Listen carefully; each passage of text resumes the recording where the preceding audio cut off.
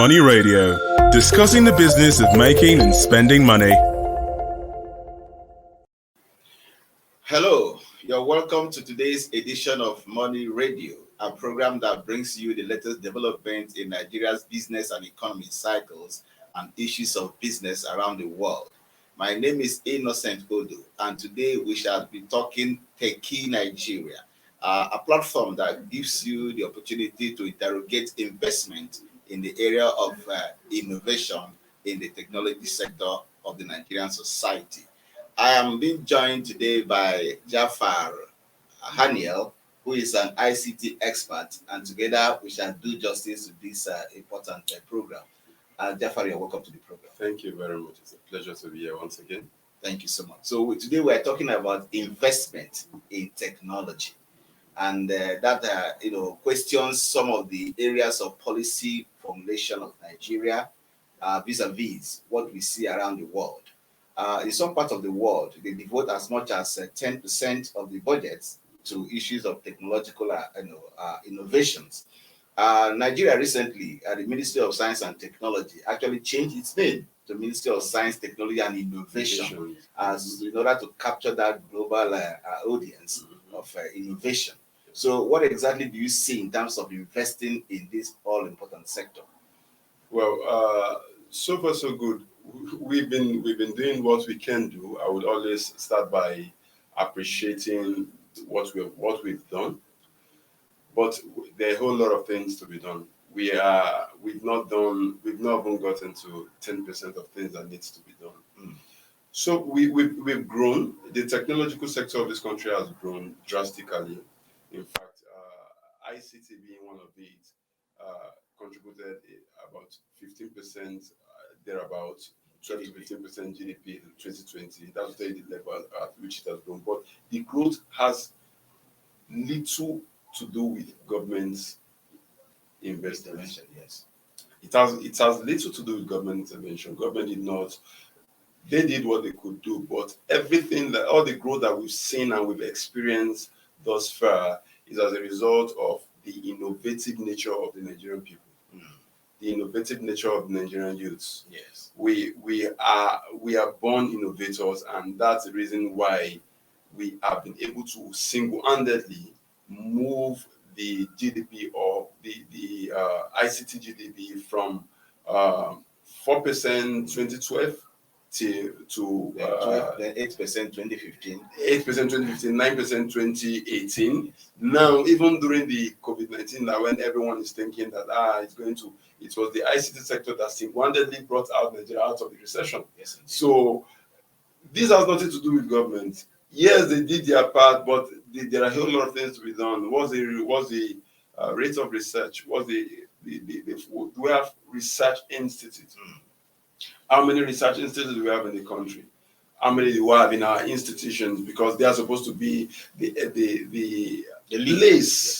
place where you go to carry out your research. How many of these research institutes do we have in our institution? I mean, our educational institutions. Yes. Talking about do we have people that build their life on career on research? So we don't have those kind of persons, and the reason is because they consider researchers, this part of the world, generally not Nigeria but Africa, we consider researchers to be more persons that don't get the money, because you do research, you end up what's our level of patent in this country. When you do research, you patent it in Nigeria. Nigeria part of the Global Patent Association. I've forgotten the name, but there's a Global Patent Association that when you patent in Nigeria, it reflects worldwide. But how many Nigerians don't undergo research? Because if they undergo research, they need to patent it, and if they patent it, it's only restricted to Nigeria. So someone outside Nigeria can pick up your research and use your work, and at the end of the day, you don't get paid royalty from it. Okay, you can see that Nigeria's technological prowess, even though with enormous potentials, has actually not gotten to that potentials that we are expecting. For instance, in 2019, the Global Innovation Index actually ranked Nigeria one of the lowest out of 129 countries, Nigeria came 114. Some other countries like Kenya, even Madagascar also did better than Nigeria in that regard.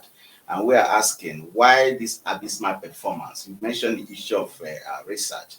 Could it have been that the government does not really, pay more attention to the issue of research and development, investing in this important sector that has enormous potentials for Nigerians? We are Nigerian generally. We are a consuming nation. Yes.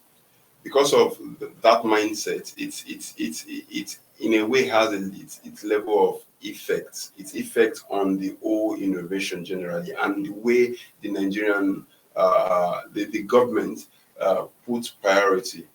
Yet, if we begin to look at innovation as a necessary thing that would not only keep Nigerians in-house, but will also grow the country's level of reliance, reduce the country's level of reliance on other countries, then it should be at the top of their preference and not at the bottom. Because if we want to look at the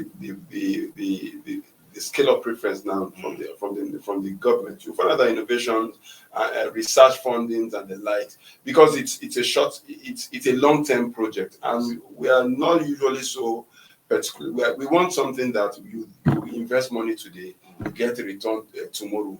But research and innovation takes time. Research and innovation takes time. Let's take, for example, now Facebook. Facebook started 2004, but it would be surprising for you to hear that they did not declare their first profit until after 7, 8, 9 years after.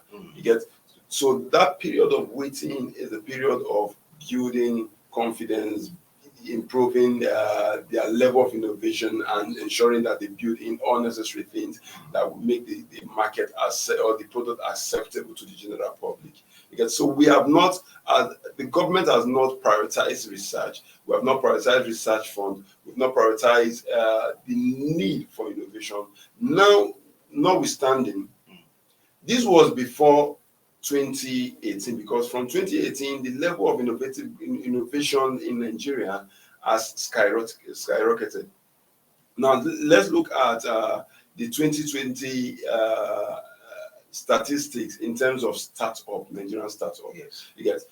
Nigeria has a total of about 55 innovative hubs in the whole of Nigeria. South Africa has a total of about 59 innovative hubs. Out of the 59 innovative hubs in South Africa, their startup have been able to bring forth about $60 million into the country as foreign investors investing in their innovations. But Nigeria having a lower innovative hub with 55, we've been able to bring forth about over 90 million US dollars. So that will tell you that it's growing.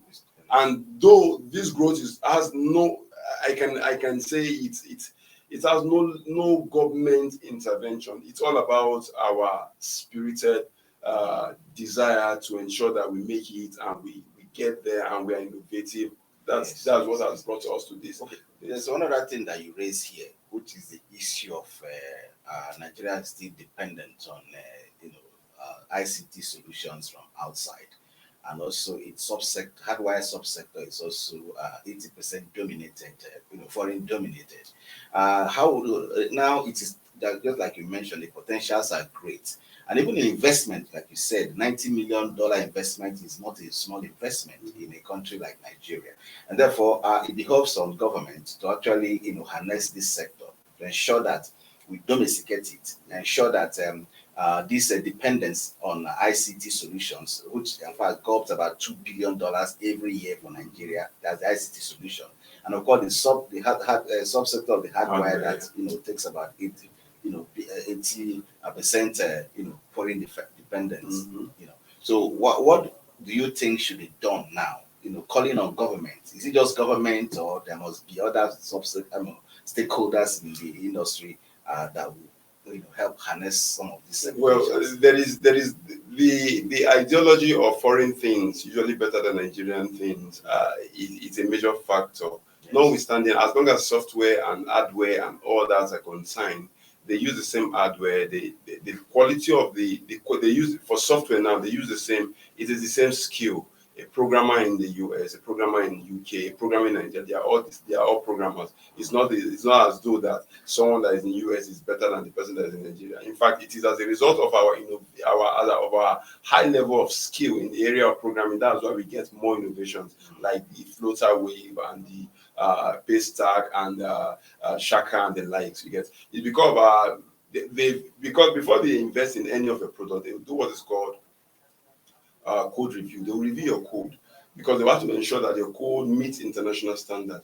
So if we are getting if we're getting investment from software investment in software development companies or brand like Flutterwave, it means that the coding structure that was used to develop that particular software meets international standard. It's secure to a level, and they just need to ensure that they harness it and nurture it and make it better. Yeah. So if we are getting that level of what's it called, foreign investment in our software sector, it means that we are growing. It means that the Nigerians can also compete. Nigerian companies can compete. I bet you with the rate at which we're growing, Nigeria would be a country to reckon with when it comes to software development, more especially software development and issuing of innovative products for the global world, not just for Nigeria. But now I'm talking about the whole dependent thing. Yes. Yet one of the pillars of the digital economic master plan, I think, is to localize our what's it called, our Content.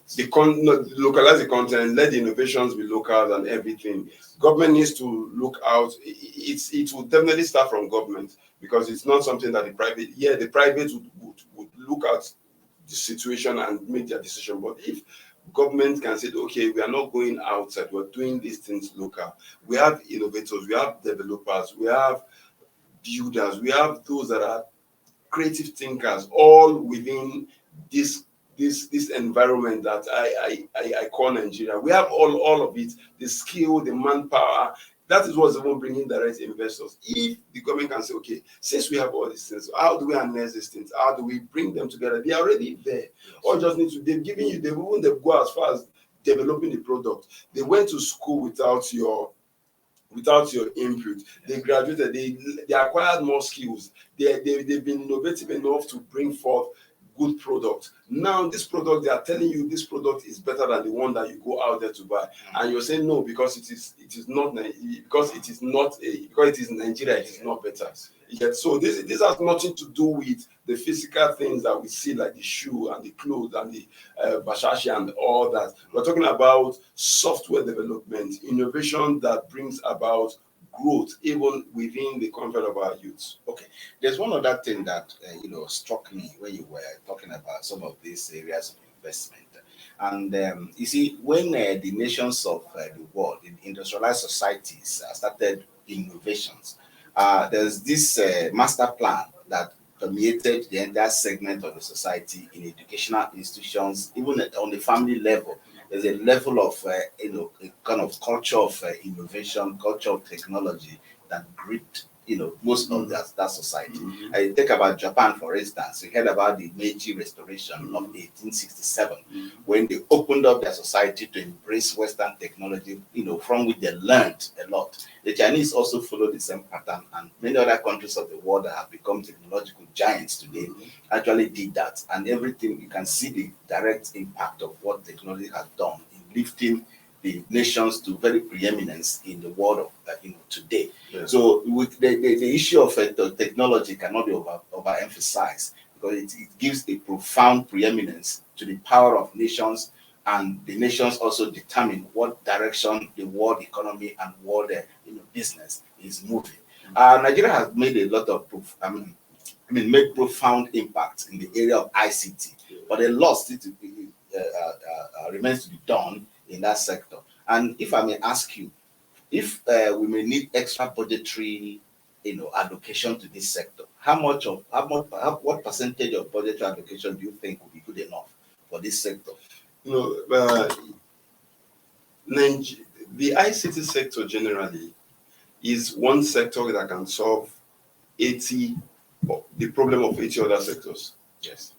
The different agendas of every political party or every one in the aim of affair is to ensure that you have affordable health care. You should ensure that you have low level of insecurity. To ensure that you have just list them. By then you begin to list all this, you find out that with ICT alone, ICT has the potentials to provide you that low level health care and affordable health care with what's called health tech. It has the ability to provide you with affordable education services called ed tech. You get? So these things are things that the ICT generally is supposed to be the foundation, is supposed to be the main that every other arm and every other branch will begin to key into. And even in the area of corruption, the solution to corruption in every given society is when technology is embedded into the system of that government. If we lack technology, there will always be corruption, and you won't be able to checkmate them. It is technology that checkmates them because we are humans. Humans are there. Humans can be manipulated. They can be bypassed. But when you create a system via technology that ensures that a sachet of water that is 100 naira remains 100 naira, and not that one person would now pad it to be 200 naira. Technology has checkmated it. So when you go into the system to buy it, tells you that no, this is also person is selling it at 100 naira. So if you can't sell it to us as 100 naira, let's go to that person. Interesting. Yeah. So technology is supposed to be the foundation, it's supposed to be the mainstream that every other industry keys into. And that is where it's supposed to get the highest share of budget. Yes. All right. If you're just joining us, we've been talking about investment in the area of technology and innovation. And we're asking if Nigeria is actually making the right investment in this all-important sector. We will continue with the discussion after this short break.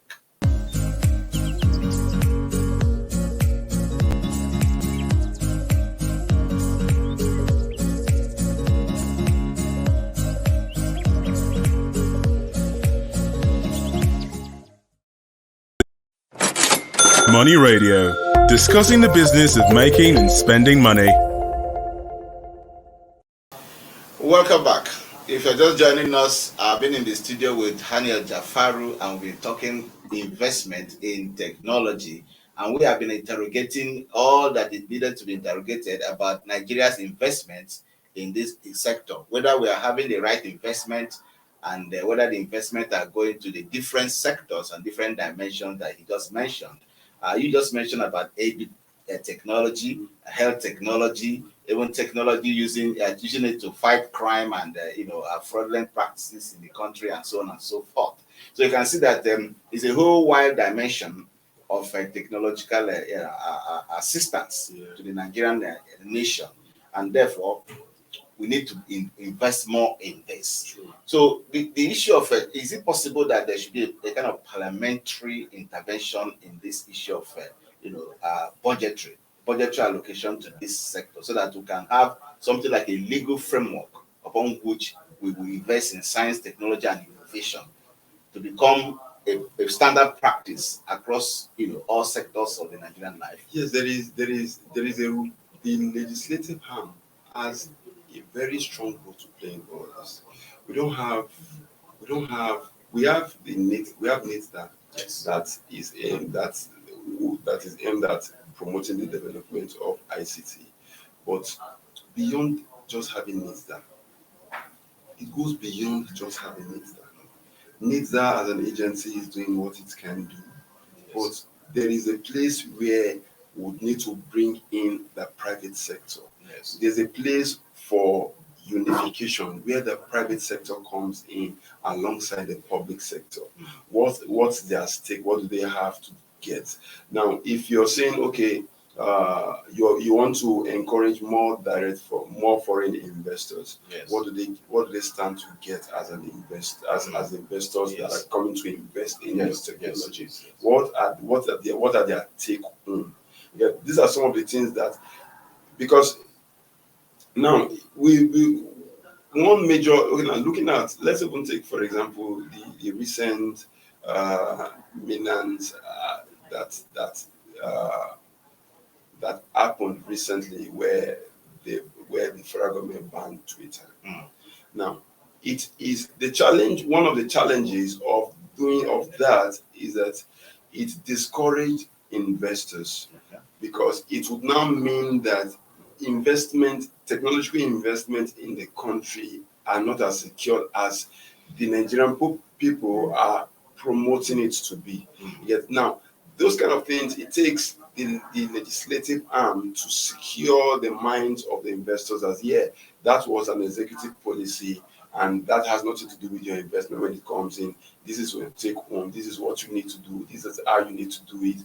Let's get there, and let's create more innovation. Or if we want to say, okay, every state have a minimum of 30 innovation halls. House. Every local government, you must have at least 3 innovation hubs. Yes. By doing that, mandating them in giving a mandate that's coming from the legislative arm, has a level of role to encourage even encourage innovations and technological innovations from the grassroots. Yes, of course. Yes. So, and once that is done, it means that if we can achieve this amount of the $90 US investment with 55 innovation halls, then it means that if we now begin to say, okay, we want to get innovation halls across the country, it means that we'll definitely get more investors coming in, because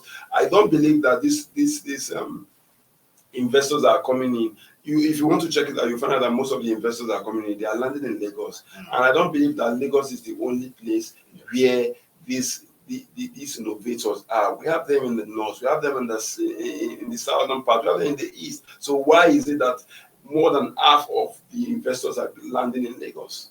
Yes, it's because other parts of the world, the hub of the commercial hub of the nation. Yeah, but other part of the nation also have innovators. What about those innovators that are unable to find themselves in Lagos? What about those innovators that are in Abuja? What about those innovators that are in Benin? Because there are innovation halls that we need to begin to use the legislative arm to mandate the state governments to ensure that they create, so that it will be all encompassing, so that let it not be as a case of you are letting this state grow and you are leaving this state out of it. Interesting. The one other area that I would want us to look at is now the national. You have agencies of government.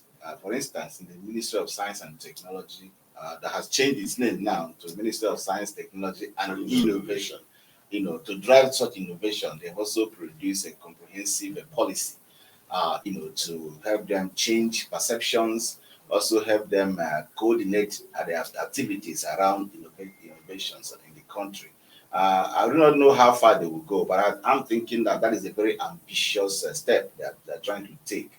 Whether they have the enabling environment to achieve such lofty dreams is one thing, but I'm thinking that probably they're going to have a challenge of trying to harness people because of the paucity of funds and some of the technicalities required to create that enabling environment may have posed some difficulty to them. So what do you see going forward in terms of trying to the ministry trying to make effort?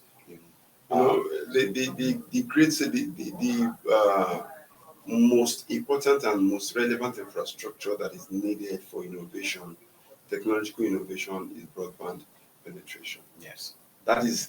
If we are able to achieve that, which the Ministry of Communication and Digital Planning is spearheading, if we're able to achieve that penetration, so far we have 50% penetration rate.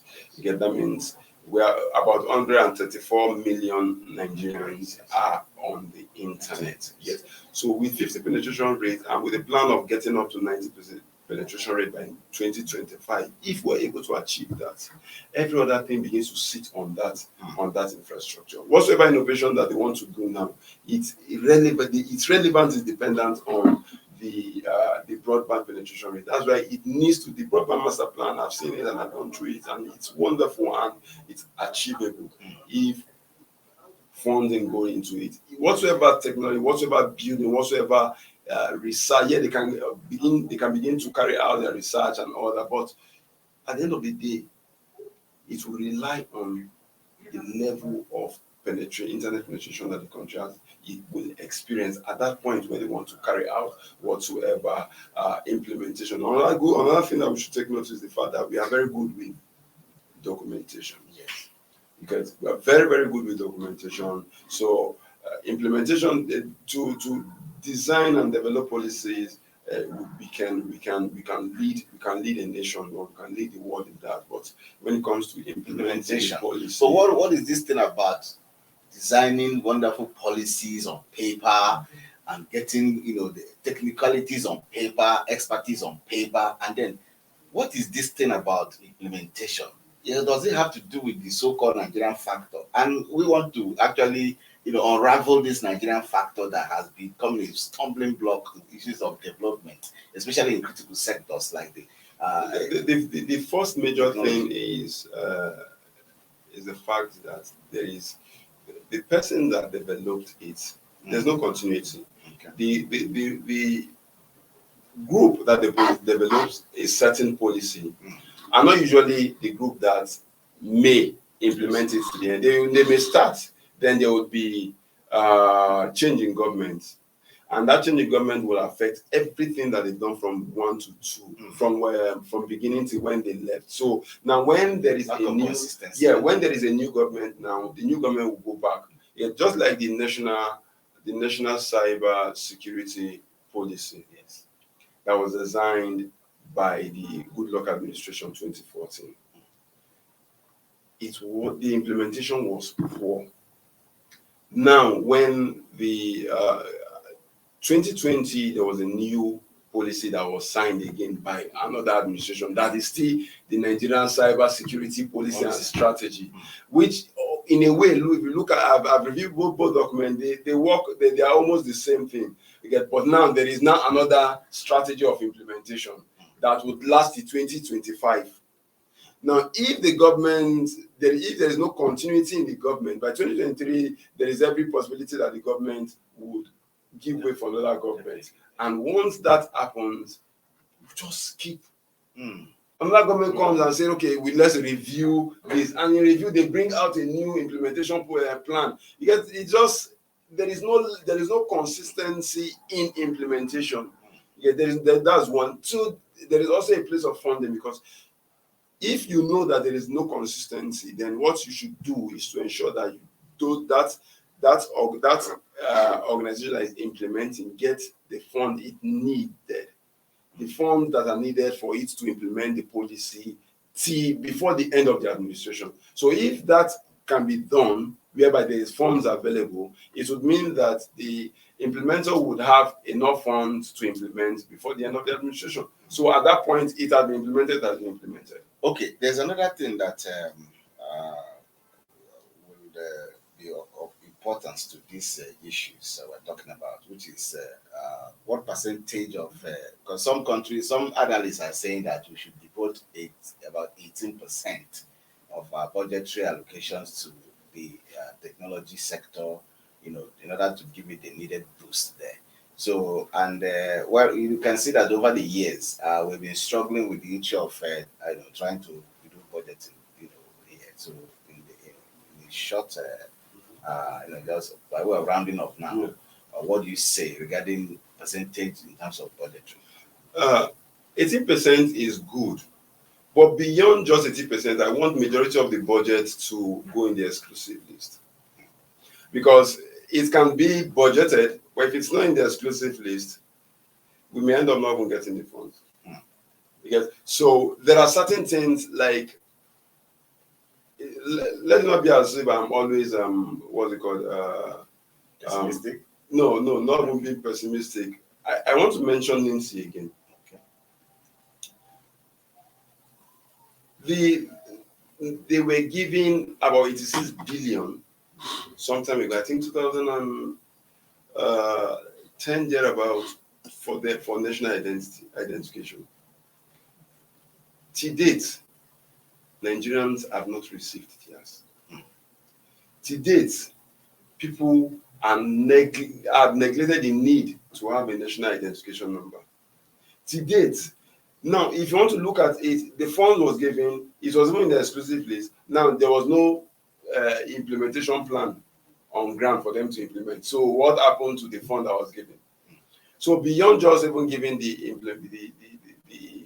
what's it called, the funds, beyond allocating the funds and beyond putting it in the exclusive list, let there be strategic implementation plan and people that will do that. Okay, let there be strategic implementation plan to boost Nigeria's technology and innovation. We have been talking about investment in the area of technology and innovation for Nigeria, a very important sector that will drive the economy of the country. And I'm been in the studio with Jafar Haniel, who have been doing justice with me on this very important topic. And this is where we draw the curtains on today's edition of Money Radio, especially talking about technology. And we promise that we're going to bring a fresh edition to you when next we come. Thank you and remain blessed.